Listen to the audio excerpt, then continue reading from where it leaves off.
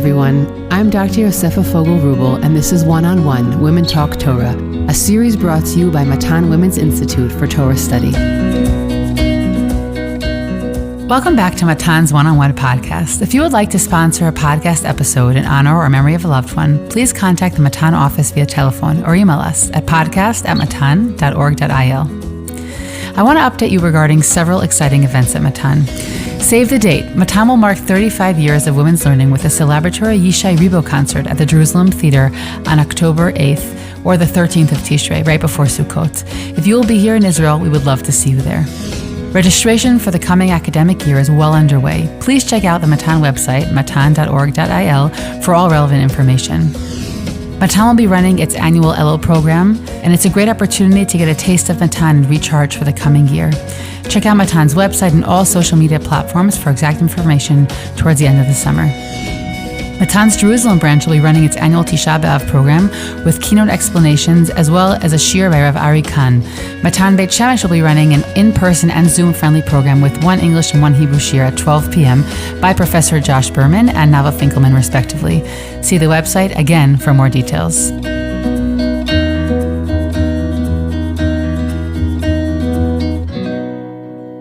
Each week, we spend 30 minutes speaking about a seminal figure or idea in that week's Parsha. Today, we will begin exploring the fifth and final book of the Torah. The book of Devarim can be divided into three central speeches. One historical, usually described as the first four chapters of the book, one focused on commandments, chapters 5 through 26, and the speech of the covenant, 27 through 30. The final four chapters are Moshe's formal goodbye and the closing of the Torah. The first 30 chapters of Devarim contain in it significant repetition of earlier passages in the Torah, now told from Moshe's perspective. This repetition and the overlap of these perspectives will be the topic of today's conversation. Parshat Devarim opens with Moshe's historical overview of the desert sojourn, wherein he mentions events that reflect positively and negatively on the Israelites. He reviews the conquest of Sichon, the king of Amori, and Og, the king of Bashan. Today I have the pleasure of sitting down with Rabbi Yitzchak Blau, Rosh Yeshiva at Yeshivat Oraita, and also teaches at Midrash at Lindenbaum. He is an associate editor of the journal Tradition and the author of Fresh Fruit and Vintage Wine, The Ethics and Wisdom of the Agadah, and has published many articles on Jewish thought. Rabbi Blau, it's an honor to have you here. It is a pleasure to be here. I have to say, I'm one of these secret fans that you don't know. I'm having a little bit of celebrity moment here. I've utilized a lot of your writing and my teaching to inform myself and inform students. So first I want to start with a thank you. Oh, thanks. I appreciate it. So we're here to talk about the book of Devarim. And the book of Devarim actually presents in it several challenges when it comes to understanding how it fits into the broader rubric of the Torah. We're sort of used to something more straightforward of God commands, Moshe says, we have narratives, and then all of a sudden we get to Devarim and it's a speech, and it seems much more Moshe-focused and it seems God-focused. And Moshe also repeats all of these ideas that we've heard before. And then Bichlal, when we repeat things but they're different than the way that they're written in previous books, we find ourselves somewhat confused. So I'm excited to sit down with you today to talk about this idea and take us into it, however feels right for you. Okay, great. Maybe before we even get to Chazal or later commentaries, it pays to see how just the very text of Sefer Devarim, as you say, puts us in a different space. So even the very beginning, how does Devarim begin? Eila Devarim asher diber Moshe el kol Yisrael, etc. These are the words that Moshe spoke, and God is not mentioned. So this seems to be a speech of Moshe Rabbeinu. And then even grammatically, as the parak goes on, Moshe refers to God in third person. Things like Hashem Elokeinu diber eleinu b'chorev. God spoke to us in Chorev. And when Moshe talks about himself, it's in first person, right? The famous pasuk that we read with the Tisha B'Av drop, right? Eicha Salavadi is again Moshe saying, how can I bear this burden? So again, even in the very first chapter, there's a sense that Moshe is the speaker. The other thing I would point out is if we do a contrast between earlier Svarim and Devarim, let's say the Tochacha is a good example. So the Tochacha, this sense of reward and punishment that's promised, appears in Bechukotai at the end of Vayikra and in Devarim. So again, in Bechukotai, it's clearly God's voice. Even think about the words, Im Bechukotai Telechu, you go in my statutes. And Im Lo Tishmuli, if you don't listen to me. So this is clearly God speaking about what happens if you follow the divine word and what happens if you ignore it. If we then contrast that with Devarim Kavchet, right, the second Tochacha, all of a sudden it's Moshe referring to how God functions. Right? How does it start there in Kavchet, in Devarim? Vaya'im Shemoah Tishma B'kol Hashem Elokecha. If you listen to the voice of God. What's the alternative, unfortunately? Haya'im Lo Tishma B'kol Hashem Elokecha. And then again, it's consistently third person. Right? Who's going to take you away to other nations? Yolech Hashem Otcha. God will do this. Right? So we have a real sense that Devarim seems to be Moshe talking, and earlier parts of the Torah seem to be God talking through Moshe. So again, before we even get to any later thinker, I think the very text of Devarim already starts to open up these questions. Yeah, I'm with you. I think also that let's just review why this might be challenging for people, right? Because if we're thinking of any time we're going to think about the fact that maybe any element, any word, any letter of the Torah is not something that's directly from God, we get ourselves into very murky waters, right? So this question becomes what's Moshe's role? Is Moshe considered lesser than God? Maybe Moshe is good enough, right? Maybe coming through Moshe, maybe God tells him, but he doesn't actually tell us straight out. So what are different sort of solutions or ideas? So that's an excellent point. Maybe even before solutions, I'll just highlight what you said about why this could be like a theological minefield, as it were. Yeah. So when the Malbim discusses this point at the beginning of Devarim, he really raises good arguments on both sides. And as you were alluding to, he points out some of the problems of thinking it's Devrei Moshe. So he raises two that I think are particularly poignant. One is, as you said, we have Gemara and other sources that one's not supposed to say that any pasuk comes from, not from the divine source. So are we going to say that a fifth of Chumash is not from a divine source? I think that would already be problematic. And then he also points out, I think you alluded to this before also, there are actually new mitzvot in Sefer Devarim. Right? Some of it is, again, furthering mitzvot we already have, giving more details. But there's some mitzvot we hear about for the first time. Did Moshe make up mitzvot? Right? That's a little bit hard to imagine. On the flip side, again, we did point out the grammatical point that really just seems to be that it seems to be Moshe talking. So there is a bit of a conundrum over here. So there are various potential solutions. So one of them you'll see in the Malbim himself. Okay, it's quite interesting, actually. The Malbim argues that this was originally an independent speech by Moshe. Then God later endorsed it, as it were. Right? God chose to, Moshe, that was a really great speech you gave, and now let's make it part of Torah. Just one interesting thing with the Malbim then says that God didn't necessarily say to do it in the same order that Moshe originally gave it. So it would be interesting. I have to admit, I didn't have a chance to look through Devarim if Malbim follows through and why the order would change, but I do think that's quite fascinating. God is endorsing Moshe's speech, but maybe the speeches are not relayed in the same sequence that they actually occurred. I think the interesting point to think about regarding the Malbim, which also was interesting for the Malbim to say this because he's no liberal, meaning the Malbim is extremely careful when it comes to every other place where he's aware that there are debates surrounding authorship or different ideas that have been offered. He's always very careful to squelch them. I'm speaking about in earlier books of the Torah, so I found it really interesting. I was not aware of the Malbim on this idea. To read that in preparation for this, it's interesting to me to think about. The question still becomes, well, it's sort of that Moshe had a great speech and God says, you know what, I like that. Let's put it in the Torah. And it still gives a tremendous amount of authority to Moshe.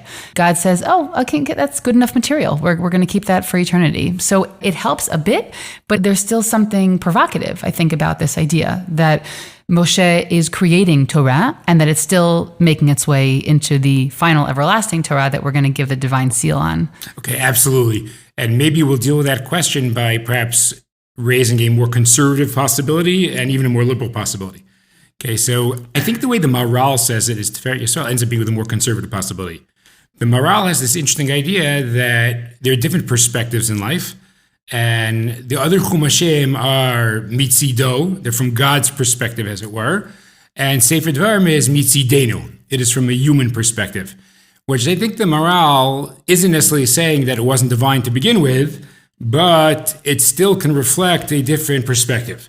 And just to give you one example, the Maharal might use this to explain the discrepancy in the Aseret HaDibrot. Right? If you look at the Dibrot, we know, of course, that the version in Shemot is not identical to the version in Devarim, especially regarding the mitzvah of Shabbat. So the version in Shemot says that we keep Shabbat as a zecher l'briat olam. We're remembering that God created the world. And the version in Devarim, of course, says that it is zecher l'yetziat Mitzrayim. It's a commemoration of the Exodus. And arguably, the Maharal's focus might work out well.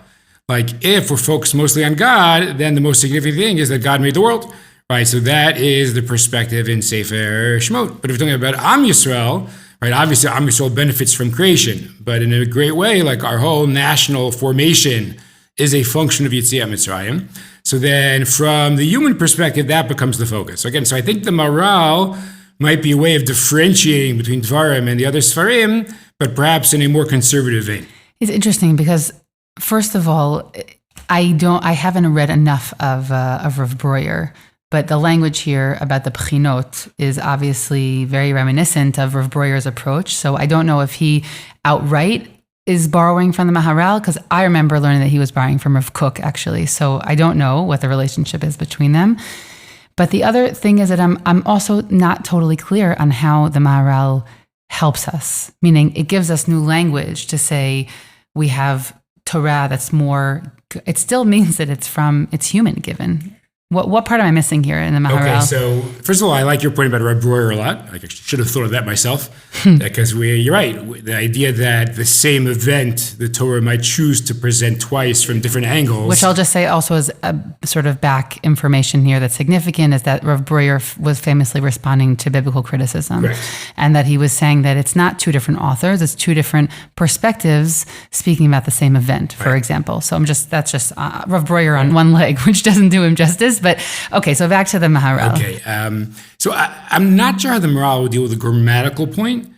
I just thought that when the Maharal talks about these different angles, it's more open for the Maharal to say it's all divinely dictated. Just God dictated, let's say, Sefer Shemot from the divine perspective, and he dictated Sefer Devarim from the human perspective, with a focus on the human perspective. Okay, that's almost what I might have suggested earlier in the opening with sort of when I was jumping the gun, that maybe it was still given by God, but it was given by God through a little bit like prophecy later on, meaning a lot of prophecy that we have in later books.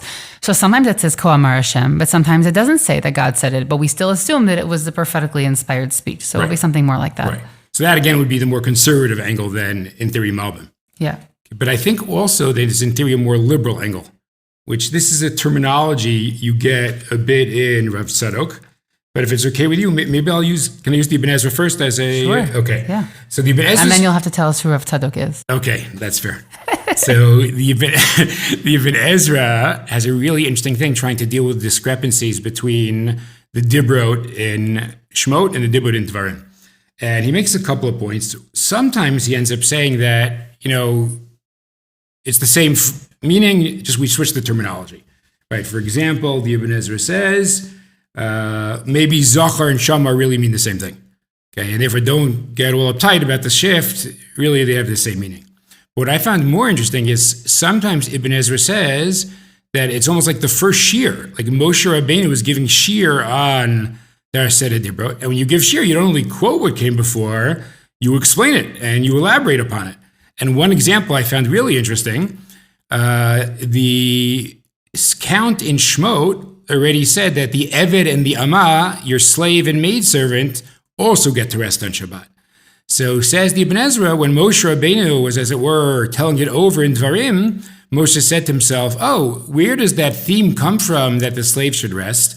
That's because Shabbat also has a Zeichel Yetziat Mitzrayim component. Or maybe even more directly, Zeichel Yetziat Mitzrayim means you should be sympathetic to your Eved and give your Eved Namah a day off a week. So again, he might still be in Malbim territory in that maybe God endorsed it at the end, but in a very profound way, this was Moshe's initiative. Moshe is giving shir, as it were, on the account in Shemot, and sometimes giving shir involves a certain amount of elaboration. So that, I think, is already moving things, pushing things perhaps more to the liberal side. And we'll get to Rav Tzadok in 1 second, but Rav Tzadok even uses the phrase, which we don't have Ibn Ezra, that it's kind of the beginning of Shorish Torah Sheba'al Peh. That, pretty remarkable, you'd think of Torah Sheba'al Peh starting after Chumash, that Sefer Devarim on some level is already like the first flowering of the oral law, where humanity has a role in the interpretation and application of Torah.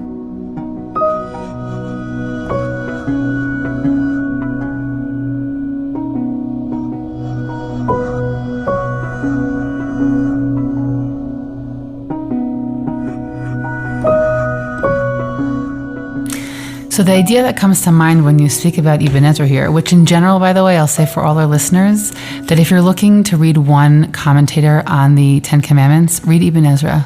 I think that he has some of the greatest new thoughts or refreshing thoughts on the Ten Commandments. So the idea that comes to mind when speaking about the Ibn Ezra, and then that last sentence perhaps in Rav Tzadok, is the phrase interbiblical exegesis, which is a phrase that was coined by Michael Fishbane, who was a Bible scholar, but it has its roots in many other places as well. But he really developed it as a methodology where he would speak about, for example, much later books in Tanakh, like Daniel or Divrei Yamim, where they will present an idea from earlier books and basically give commentary on them, taking an idea, developing them differently. And so that's really a similar idea that we're saying here. But of course, as you're saying, it's much more provocative because we're speaking about it within the Torah itself. Either way, we have to figure out how to deal with the fact that Moshe speaks about mitzvot differently than they're spoken about in earlier books of the Torah. And of course, that we have a lot of Torah Shebaal Peh that deals with that. So that idea really comes to mind. And I think that in general, it's a really important concept. I'll bring up one example that we actually spoke about, I believe, in the episode on Bechukotai with Lonnie Sachs, where we spoke about the idea that later on, really almost the last page of most people's Tanachim, there's the Divrei Yamim seems to suggest that we go into exile for not keeping Shemitah.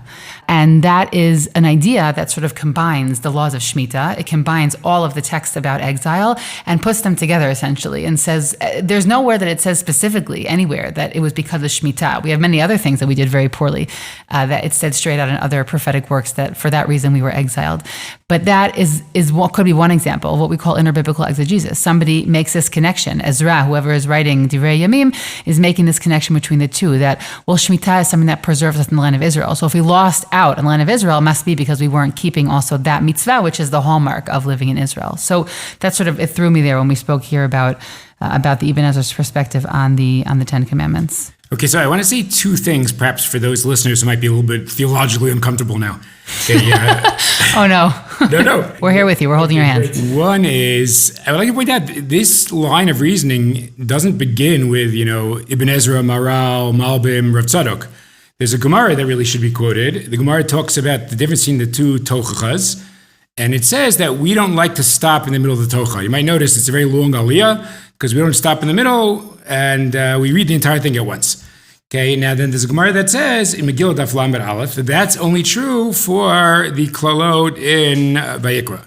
But the ones in Devarim are different, and the Gemara says explicitly why, because one is Mipi Gvura, and one is Mipi Moshe. So again, we can interpret the Gemara in different ways, but already Chazal had a real sense that somehow there's something different going on in Sefer Devarim than what might be going on in other books of Chumash. So first of all, I think there is a real, rabbinic pedigree for this idea. The second thing I'll say, and again, you're totally right that applying it to Chumash is a bit more radical, but in some ways, the whole idea of Torah Shebaal Peh is radical. Meaning, to the degree we think that humanity has a role in the working out of halacha, in the elaboration of Torah, maybe we think, humanity is flawed. We get things wrong all the time. We have lousy reasoning and the like. Maybe the ideal religious system wouldn't have that at all.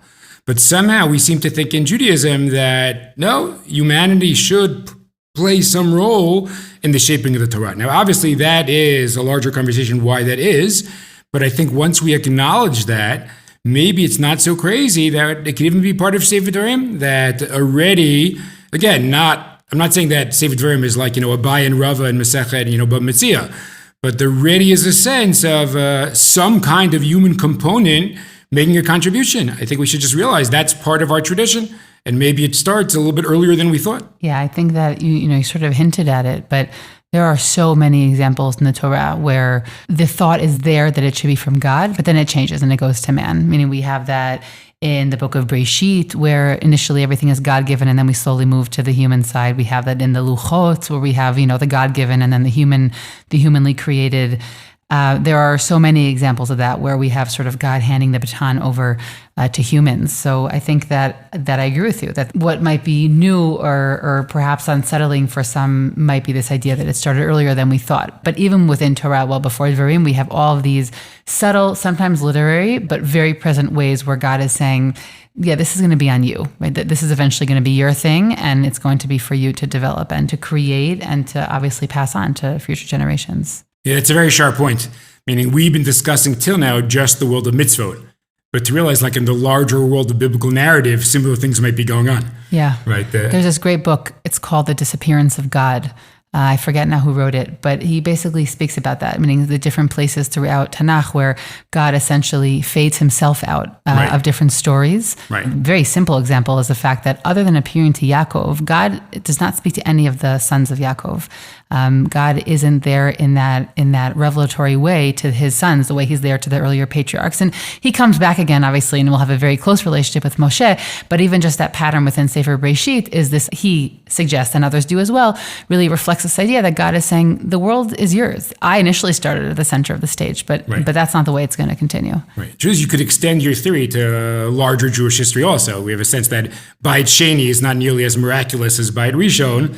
And maybe again, God is further, as it were, handing the keys over to humanity. Right? You have to do it now.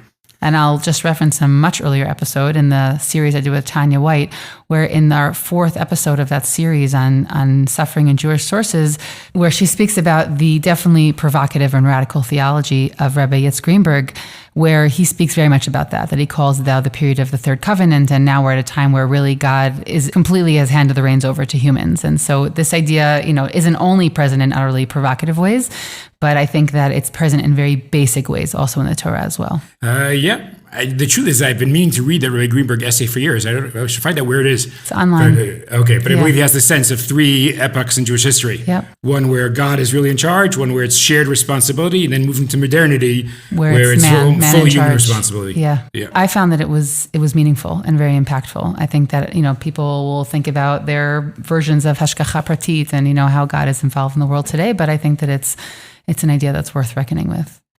Okay, I want to just talk about something I love, since you mentioned I should introduce Rav Tzadok, because I think it's important in terms of where we search for sources. Okay, I am personally not very Hassidically inclined. And, no way. I know, shocking to the crowd. I was surprised to see him on your page. And yet I love Rav Tzadok, because I think it's a mistake when we divide Jewish thinkers between those that are on our team and those that aren't on our team. Life is usually much more subtle and complex than that. I just have a funny story, which is that this year in my work in Migdal Oz, where I work with younger women, so I did a whole year chabura with them on Tzidkat Tzadik. And what I said to them was, I want to pick something that we're all totally on equal footing. I said, I come here and I'm in my pajamas. You know what I'm saying? Meaning I have nothing to say. And Tzidkat Tzadik is actually, it's a learned work, meaning it's all based on the Gemara and starting in the Gemara and Brachot. And it was a really, really meaningful experience. And it totally whet my appetite for more. So I'm excited to... Okay, very exciting to hear that my podcast partner also likes Rav Tzadok. I did not know that. Everyone talks about him. It's kind of like Rabbi Nachman. You can't live in 2022 and not start reading these people. Okay, so just very briefly, Rav Tzadok grew up as a Misnagid. He was born in 1823. For personal reasons, he had to meet a number of rabbis, and he met the author of the Mea Shiloach, the Ishbitzer, and this impacted him. He decided to become a Chassid of the Mea Shiloach, and the last 13 years of his life, he had his own Hasidic court. That was from 1887 to 1900. I think, Yosef, you said something very sharp. I feel like he was such a major Talmud Chacham. Obviously, other Hasidic thinkers are also, but you really get it in Rav Tzadok. The sheer quantity of sources he has, and it's from all over the place, Gemara, Zohar. Rav Tzadok just knew Torah. And I just find him to be a very, very insightful thinker. And in that sense, again, I think here you have a good example where the larger search for meaningful sources is helpful. You might say, I'm giving a shir on Sefer Devarim, so obviously, Ibn Ezra and Malbim could have their place. But what could Rav Tzadok possibly contribute? But here I think we understand that that's not true. Rav Tzadok had this very sharp formulation of the shoresh of Torah Sheba'al Peh and Sefer Devarim. And that, I think, became an important model in our discussion. Okay, so just very briefly, so those of you who want to start learning Rav Tzadok yourself, okay, Rav Tzadok has svarim such as Tzidkat Tzaddik and Resisei Laila that aren't really a commentary on something specific, and he has a commentary on Chumash called the Pri Tzadik, which I'm about to quote from. I'll just warn you, actually, just in my experience, do not find Pri Tzadik his greatest work. Okay, even though many Hasidic Rebbes, we do them on Parsha, if you want to start, I'd actually recommend Tzidkat Tzaddik as the place to start. Okay, but in the Pri Tzadik, he has a section on Breshit called Kedushat Shabbat, and he is talking about Moshe Rabbeinu here. So he says, here we go,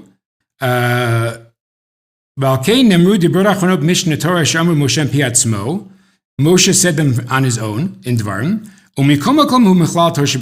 And yet, it's part of the written Torah. So he did get the mitzvot from God at Sinai. And the lo nemr b'hem v'daber shemikodim gam zeh Torah shebechtav. So again, Rav Tzadok doesn't want to go all the way. He's not going to say Devarim is only Torah shebal peh. He's still relating to it as Torah shebechtav, even if it doesn't say v'daber Hashem el Moshe lemor, which is a phrase absent in Sefer Devarim. Shekol Rab Gamken im Torah shlema k'mo sichatan shel avot. It is just like the idle chatter of the Avot. Their conversations in Breshit, or the servant of Abraham, where you have 25 psukim of him telling the story of how he got to work in Abraham's house. They're just as holy as the halachot. Okay, well said. Ukudoma mashenem Torah shebechtav. Here we go. Avamasha kutuv el dvarim shem divrei atzmo mizehu hashoresh letorah shel bal peh. This is the root of the oral law. Masha chachmei Yisrael omrim mi piatzman. What sages say on their own. So I realize Rav Tzadok is, to some degree, having it both ways here, because he's still very insistent that it's Torah shebechtav. But the last formulation is pretty powerful. It is the shoresh, the root of Torah shebal peh. And what is Torah shebal peh? What the sages of Israel say independently. So there's a real sense of a human contribution to the world of Torah, and that this begins in a profound fashion in Sefer Devarim. So the image I have in my mind from Pri Tzaddik is sort of like a rope. And on one side of the rope, you have God. Another side of the rope, you have humans. And I think that the sort of the test, or the ideal that Rav Tzadok is putting forward, is that Torah shebal peh has to constantly hold on to both of those sides. If it's not connected somehow directly to God, in this case, given through God, I agree with you, he's totally playing on both sides here. Later on, in later generations, it'll have to be through psukim. They're going to anchor their teachings in psukim, and that'll be their anchor for God. And the other side has to be that it's connected to the people that they're speaking to. And so I feel like that's a beautiful image. And I think also that this is a really important way to open up learning Sefer Devarim, because there are a lot of questions that we have surrounding this. And some of our episodes will focus on them. We'll focus on this idea of comparing the verses or ideas in Devarim to other books. But I think that as a way to open up the conversation, as a way to open up Moshe's, greatest speeches, I think that this has been a really productive and meaningful way. So thank you so much. My pleasure. Thanks for having me. I hope you've enjoyed this conversation as much as I did. I'm Dr. Yosefa Fogel-Rubel, and this is One-on-One Women Talk Torah, a series brought to you by Matan Women's Institute for Torah Study. Please do One-on-One and Women's Torah Learning a small favor by sharing this podcast with family and friends so that we can reach new listeners. You can stream and download these episodes on Spotify, iTunes, Google Podcasts, SoundCloud, and Matan's website. Don't forget to leave us a 5-star review in the comments. Please send us any feedback at podcast@matan.org.il. That's podcast@matan.org.il. Thanks for listening, everyone.